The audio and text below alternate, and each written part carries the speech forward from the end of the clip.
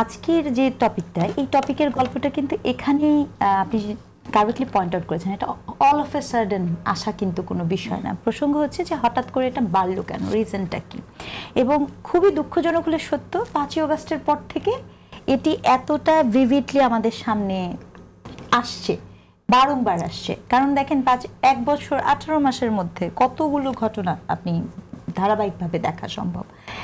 খুব দুঃখজনক হলে সত্য, 5th আগস্টের পরে পলিটিক্যাল রেজিমের আলাপ তো আছে এক ধরনের, কিন্তু মূল লড়াইটা হচ্ছে 5th আগস্টের পরে সাংস্কৃতিক লড়াই হয়ে গেছে। মানে কালচারাল একটা কনফ্লিক্ট জোনের মধ্যে দিয়ে কিন্তু গোটা দেশটা যাচ্ছে। এবং আপনি খেয়াল করে দেখবেন, মঞ্চ নাটক, নৃত্য, সঙ্গীত, আপনার আজকে এখানে মাঝার, ঠিক আছে, নুরা পাগলার যেটা আপনি বললেন, আমি মোটেও বিচলিত হব না কালকে যদি সেটা শিয়া সুন্নি হয়ে যায়, সালাফি হানাফি হয়ে যায়। আমি প্রায় একটা কথা বলি, এই যে আমাদের দেশে সনাতনীরা আছেন, তারা মনে হয় অ্যাটলিস্ট লোকজন ভিন্নতা খোঁজার জন্য তারা মনে হয় একটাই, কিন্তু যদি আপনি তাদেরকে ডেমোলিশ করে দেন, এই যে একটা চর্চার মধ্যে আমরা ঢুকে গিয়েছি, সেই চর্চাটা খুবই একটা বিপজ্জনক চর্চা। এখানে মূল লড়াইটা হচ্ছে, একটা হচ্ছে সংস্কৃতির লড়াই, আর 2 যেটা খুব গুরুত্বপূর্ণভাবে ব্যবহার করা হচ্ছে, এই পুরা প্রক্রিয়াটা আপনি দেখবেন আপনার যতগুলো জায়গা আছে, ব্লাসফেমি অ্যাক্ট যেটা আমরা আসলে প্র্যাকটিস করছি, এই অ্যাক্টটা তো আসলে খুবই সললি কলোনিয়াল একটা অ্যাক্টের মধ্যে পড়ে। অরূপ রায় যে বললেন যে এই অঞ্চলে বাহাস, এই অঞ্চলের ইতিহাস যদি আপনি ধরেন, ওই পাশ্চাত্য দেশে রোমের এথেন্সে হচ্ছে সক্রেটিসের ওই সময়টা চিন্তা করেন যে বাহাস করে সক্রেটিস বিষ পান করে ফেললো, কিন্তু তাকে কিন্তু কেউ মারতে আসে নাই। পয়েন্ট খুব গুরুত্বপূর্ণ, ওটার কিন্তু একটা আছে। এই অঞ্চলের জায়গাটাও কিন্তু এরকমই ছিল। আপনি এই অঞ্চলের নালন্দা বলেন, তক্ষশিলা বলেন, এবং এই অঞ্চলের আমাদের যেই ইসলামিক মধ্যযুগে মুনজার নামে এক ধরনের বাহাস হতো, যেখানে আপনার খুব গুরুত্বপূর্ণভাবে একটা জিনিস মেনটেন করা হতো, সেটা হচ্ছে যুক্তি। আবেগের থেকেও যুক্তি গুরুত্বপূর্ণ পাবে, কিন্তু এই ব্লাসফেমি একটা কিন্তু সম্পূর্ণ আবেগকে ক্যাপিটালাইজেশন করে। এখন প্রশ্ন হলো, 5ই আগস্টের পরে এই যে ফেসগুলো যাচ্ছে, এই ফেসের মূল কারণ কি? মূল কারণ হচ্ছে এখানে খুব সচেতনভাবে একটি সুনির্দিষ্ট অথবা কত সুনির্দিষ্ট পক্ষের এক ধরনের পলিটিক্যাল ইন্টেনশন আছে। এই পলিটিক্যাল ইন্টেনশনটা আমাদের বুঝতে হবে।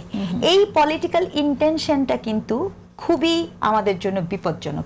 এই পলিটিক্যাল ইন্টেনশনটার একটা ওয়েপেন হিসেবে কাজ করছে আমাদের এই অনুভূতি। একটা রাষ্ট্রে নানা মতের মানুষজন থাকে। রাষ্ট্র যখনই কোনো একটি ধর্ম দ্বারা চালিত হয়, তখন সে রাষ্ট্রে বিভাজন তৈরি হবেই। রাষ্ট্র কোনোভাবেই, কারণ আপনি একই ধর্মের অনুসারীদের মাঝেও অনেক অনেক মতভিন্নতা আছে। আপনি যখন রাষ্ট্রকে কোনো একটি পার্টিকুলার ধর্ম দিয়ে পরিচালনা করতে যাবেন, তখন ওই একই ধর্মের মধ্যে যে নানা জনের আছে, এই রাষ্ট্রে তো আপনার অন্যান্য ধর্মের লোকও আছে। এই রাষ্ট্রে চাকমা আছে, ত্রিপুরা আছে, ম্রো আছে, সে মানুষগুলোও তো আছে। তাহলে আপনি এমন কি অফার করতে পারেন যাতে করে আপনি একই ছায়াতলে সব নিয়ে আসতে পারেন? এটা বোঝাটা খুব জরুরি যে রাষ্ট্রকে আসলে আপনার নিউট্রালাইজ করতে হবে। এবং রাষ্ট্র যখন একটা নিউট্রালাইজ জায়গা থেকে থাকবে, রাষ্ট্রকে এমন ল বলতে পারেন, আইন বলতে পারেন, এমন বিষয় আনতে হবে যেখানে সকলে সেই রাষ্ট্রের কাছে যেতে পারে। আপনি যে বললেন জুলাই সনদের কথা, ওনাকে প্রশ্নটা করেছিলেন, কিন্তু এই যে দেখেন, এ কথা না বলে আমি পারছি না যে জুলাইয়ের পরে আমরা বসে বসে শুধুমাত্র নতুন বাংলাদেশ, নতুন চিন্তা, ডাইভার্সিটি, ইনক্লুসিভিটি, এগুলো কোথায় হারিয়ে গেল? কেবলমাত্র শাসনতন্ত্র, শাসন ব্যবস্থা কি হবে এবং কতটুকু হবে, সেই আলাপেই আমার পুরো সকল রাজনৈতিক দল ওদিকে চলে গেল, টেলিভিশনের পর্দা এরকম হয়ে গেল। আপনাকে অনেক ধন্যবাদ যে অন্তত অনেক দিন পরে হলেও একটি নাগরিক বিষয় তো এসেছে, যেটি নিয়ে আমরা কথা বলার সুযোগ তো পেয়েছি। কিন্তু বাস্তবতা হচ্ছে এই আলাপগুলো হবার কথা ছিল অনেক বেশি। ইনক্লুসিভিটির চর্চা কি আপনার ওই আবুল সরকারকে জেলের ভিতরে ভরে দিয়ে হবে? ফ্রিডম অফ এক্সপ্রেশন, যে ফ্রিডম অফ এক্সপ্রেশনের জন্য আমরা কত করলাম, তাহলে সেই ফ্রিডম অফ এক্সপ্রেশনকে ভায়োলেট করে কি আপনি জনকল্যাণমুখী রাষ্ট্র গঠন করতে পারবেন। কাজেই রাষ্ট্রর ভাবনাটা আমাদেরকে পুনঃভাবনা করা, পুনঃপাঠ করা এবং এটি বোঝানো যে আমরা কিন্তু বিভাজন চাই না, আমরা সম্প্রীতি চাই।